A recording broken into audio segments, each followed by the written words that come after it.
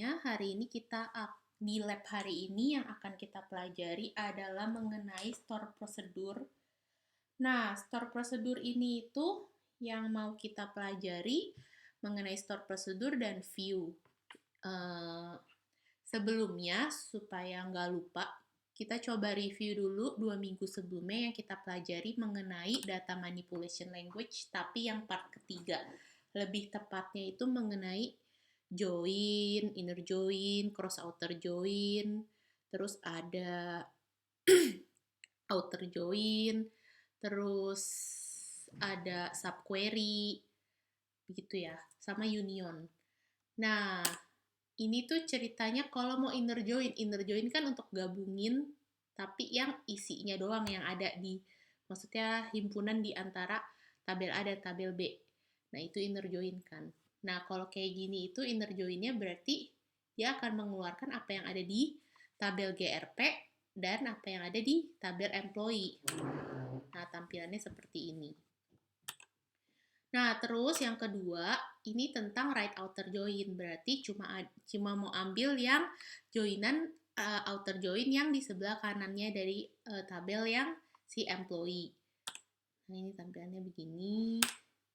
Terus kalau selanjutnya ini tentang union. Kalau union itu kalau tadi kan kita tinggal inner join apa, right outer join tabelnya apa. Kalau union itu kita buat lagi select union yang query select-nya itu ada 2. Jadi misalnya select city from customer, unionnya select city from supplier.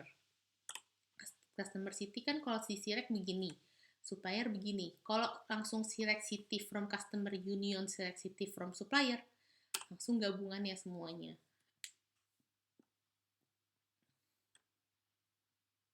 Itu maksudnya bukan menggabungkan 2 tabel ya, tapi dia mau ambil data dari city yang ada di customer dan city yang ada di supplier. Kebetulan ini nggak ada yang sama, makanya dia keluarin semuanya. Terus, yang ini tentang subquery. Jadi maksudnya subquery apa? Query di dalam query. Jadi ada query select, di dalam select itu ada query select lagi. Nah, ini itu untuk keluarin employee ID, name, GRP, time in dari table employee dan attendance, di mana employee ID-nya itu yang tidak, not in itu kan yang tidak. Jadi yang tidak nilainya itu, yang attendance-nya itu lebih besar dari 730. Berarti yang tidak dari lebih besar dari 730 berarti yang kurang dari 730 ya, maksudnya itu. Ini keluarin kan datanya yang kurang dari 730. Ini kenapa 730 juga? Iya kan, karena kan ini lebih besar, gak ada sama dengannya. Berarti kan yang lebih besar berarti 7.31. Gitu ya. Nah, sekarang langsung masuk aja ke store prosedur. Jadi sebelumnya kita belajar dulu tentang teorinya, maksudnya tentang kita bahas dulu generalnya tentang store prosedur dan view, baru kita coba langsung coding ke MySQL Workbench-nya.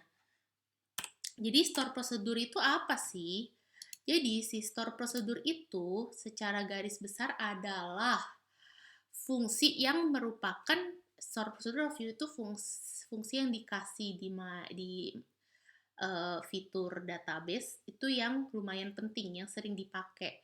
Nah, kalau si store prosedur itu kumpulan, dia itu merupakan seperti metode atau fungsi. Jadi dia kumpulan perintah atau statement yang disimpan dan dieksekusinya di server database MySQL, maksudnya server database doang.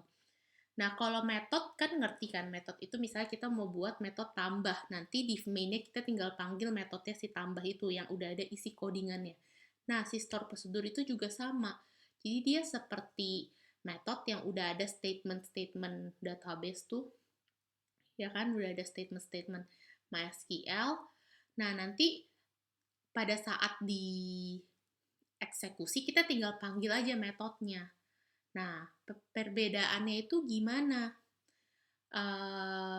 Apa bedanya kalau kita nggak usah buat store prosedur dengan membuat store prosedur? Jadi kelebihannya itu yang pertama, meningkatkan performa aplikasi. mengurangi traffic antar aplikasi dengan server database. Maksudnya meningkatkan performa dan mengurangi traffic itu apa? Jadi kalau minggu lalu kan kita belajar tentang insert sama select dari NetBeans ke MySQL. Nah, kalau kalian lihat tuh setiap kali kan setiap kita buat koneksi, kita buat connection dulu, terus kita buat statement. Nah, itu gimana sih secara umum garis besarnya itu perpindahannya itu gimana dari beda kan NetBeans dengan SQL itu kan database beda. Nah, jadi pada saat kita connection, kita bikin connection ke MySQL, dia lempar tuh ke database. Udah dapat ada koneksi, dia lempar lagi lah ke NetBeans. Terus dia jalanin coding, ini ada koneksi. Terus dia baca statement, oh ini ternyata statementnya query database nih. Oke, udah ada query database, dia lempar lagi. Udah dapet hasil, dia lempar balik lagi ke NetBeans. Nah, itu kan banyak banget perpindahan antara trafficnya aplikasi dengan database kan. Kalau kalian bayangkan kalau codingannya banyak, kita buat project yang super gede, codingannya banyak, nah itu ada perpindahan antara aplikasi dan server yang cukup banyak. Nah, itu kan bisa buat performa aplikasinya agak berat kan, karena pindah-pindahin terus. Nah, kenapa nggak dibuat jadi store prosedur aja? Supaya kalau misalnya udah tahu nih tipe fungsinya begitu-begitu aja, ini untuk nambah. Ya udah tinggal kita buat store prosedur itu, kita jalaninnya di store prosedur aja. Jadi pada saat insert atau select ataupun apa, itu jalan fungsi-fungsinya semuanya dijalankan di store prosedur. Terus waktu pada saat di aplikasi cuma di call. Jadi si servernya tinggal kirim value hasilnya doang ke aplikasi tanpa perlu bolak-balik terus. Nah, terus dapat digunakan kembali kan kayak metode aja, kita tinggal panggil aja namanya, terus bisa diakses oleh aplikasi yang berbeda. Kenapa? Ya karena semuanya itu statement database-nya ada di database, berarti kan mau pakai aplikasi NetBeans, mobile apps, website, semuanya kan tinggal kita panggil aja store prosedur yang ada di servernya. Gitu. Database servernya maksudnya. Terus abis itu aman dan secure. Karena semuanya itu dijalankan di server database, nggak langsung di aplikasinya. Nah, kekurangannya apa? Dia susah dibangun, dan yang kedua susah didebug. Maksudnya susah dibangun sebenarnya dia nggak susah, cuma kalau kita orang awam yang belum pernah pakai atau sering, pasti pertama-tama agak kagok sama bingung. Nah, kalau susah didebug itu, maksudnya itu adalah karena segala macamnya, kan kalau misalnya di NetBeans kita dengan mudah ya bisa debug coding. Nah, kalau misalnya kita buat itu di store prosedur, kita campur, kan jadi kita nggak bisa debug dia nih, karena kan isi codingannya nggak ada di NetBeans, adanya di store prosedur, gitu.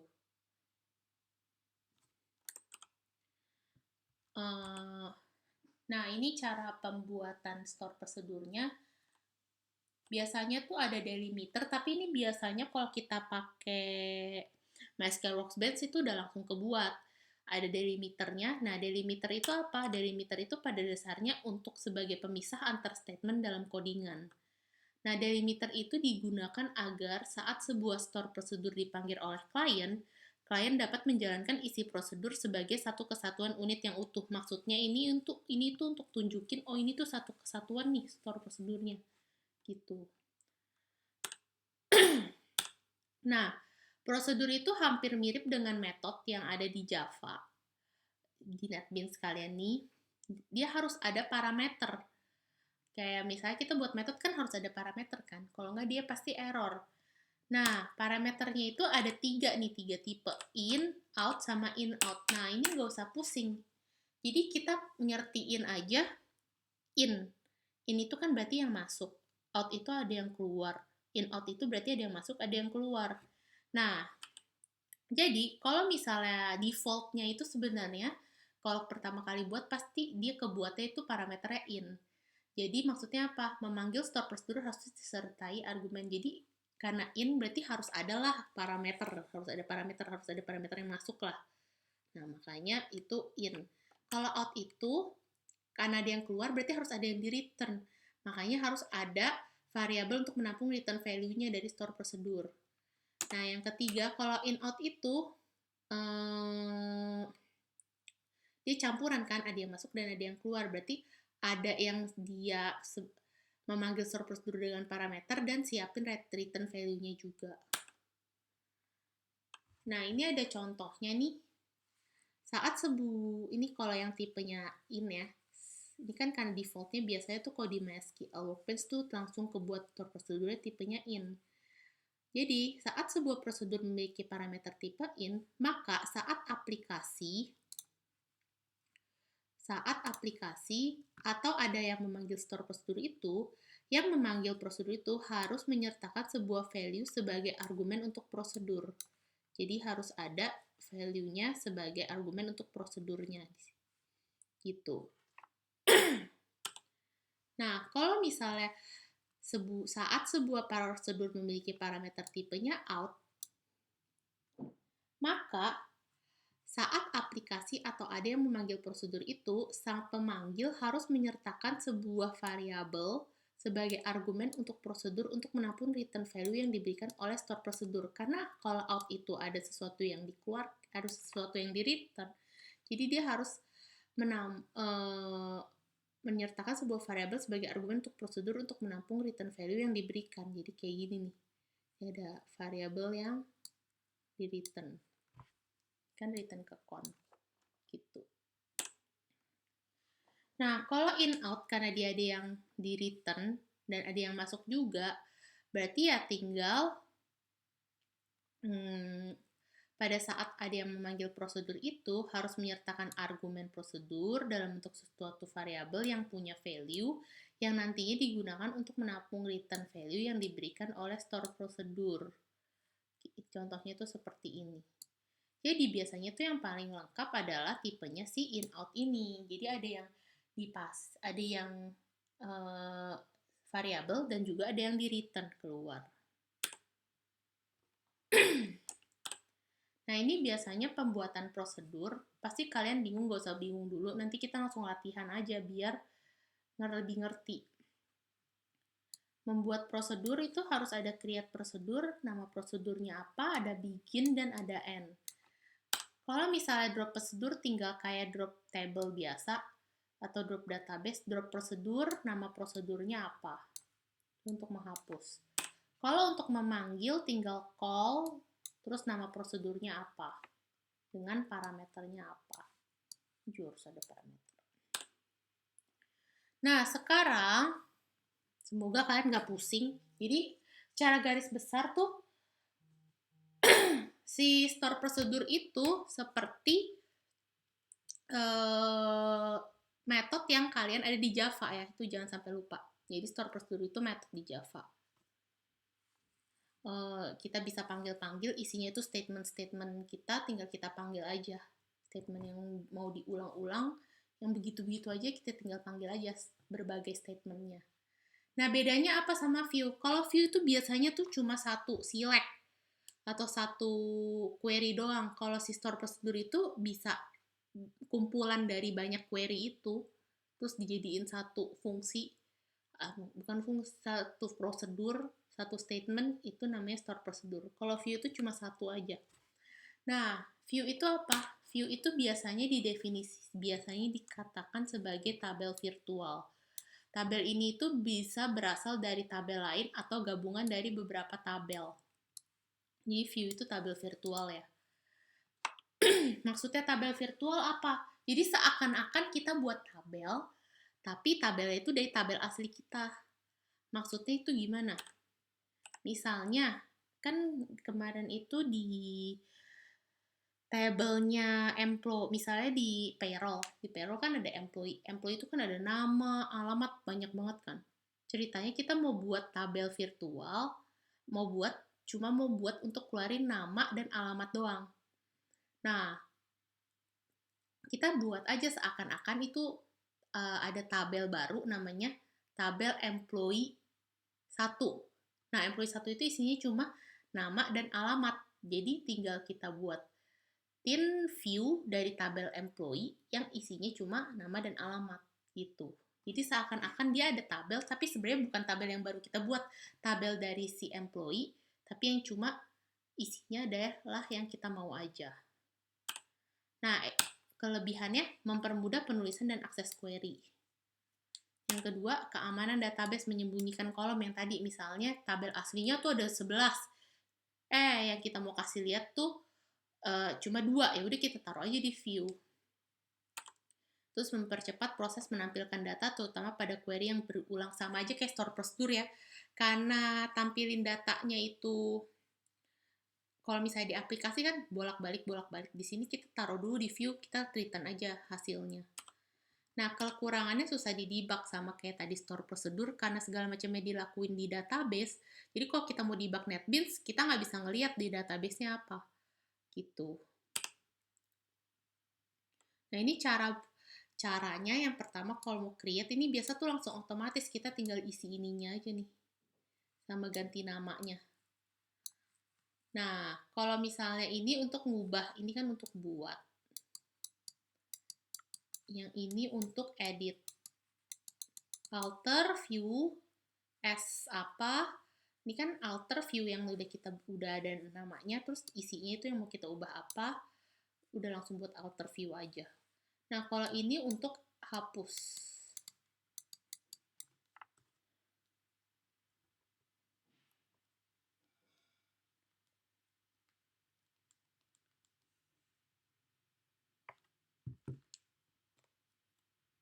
Nah, terus udah nih penjelasannya, semoga kalian lebih ngerti. Sekarang kita langsung coba aja langsung ya.